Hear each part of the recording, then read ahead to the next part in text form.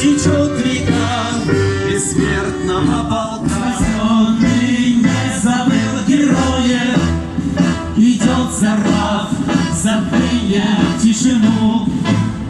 Проходит вечность, полк бессмертных строев, идет опять сражаться за страну.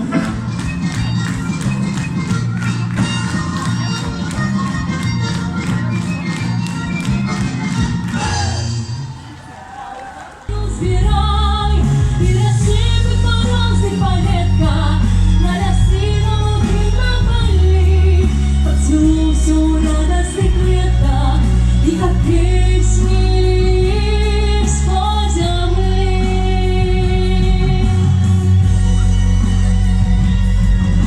Идем за кроком в крок.